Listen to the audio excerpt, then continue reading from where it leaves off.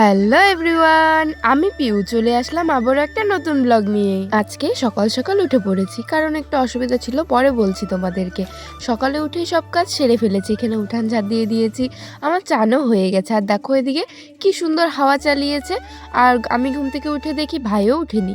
তারপরে ভাই উঠে আমাকে ফুলগুলো তুলে দিল, আর আমি ঠাকুর ঘরের বাসনগুলো মেজে নিয়েছি। এই যে দেখতে পাচ্ছ আমাদের কাছে আকন্দ ফুল হয়েছে, আরো হয়েছিল, ভাই তুলে রেখেছে। তারপরে বাইরে বেরিয়ে দেখি এখনো বাজার ঠিকঠাক বসেনি, কারণ এখন বাজে 7:30। তার জন্য শুধু এক দুটো দোকান বসছে মাত্র।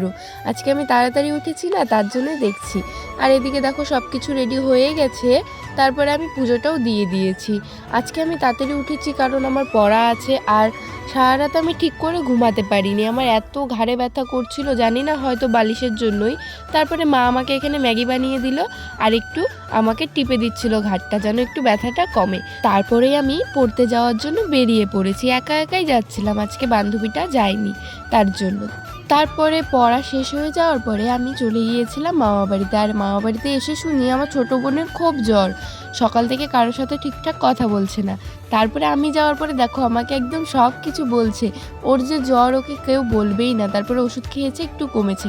আর এদিকে বড় বোনুর পেটে ব্যথা আর আমার ঘাড়ে ব্যথা, মানে সবার খালি ব্যথা আর ব্যথা, বুঝতে পারছো? আর এদিকে দেখো আমার ছোট বোনু কি সুন্দর বসে বসে আমাদের ভিডিও দেখছে ইউটিউবে। আর এদিকে বড় বোনুর মনটা কেন খারাপ জানো? ও বলছে আমাদের বাড়িতে যাবে, কিন্তু মামি বললো ওর পড়া আছে, আর্ট আছে, তার জন্য আর নিয়ে যাওয়া যাবে না। তারপরে আমিও দিদনের নখ কেটে বেরিয়ে পড়েছি বাড়ি যাওয়ার উদ্দেশ্যে। এখানে দেখো কোটটা আমাদের রেডি হয়ে গেছে, কিন্তু এখনো উদ্বোধন হয়নি। আর এদিকে রাস্তাটা বন্ধ, তার জন্য মামা আমাকে মাঠ দিয়ে নিয়ে যাচ্ছে।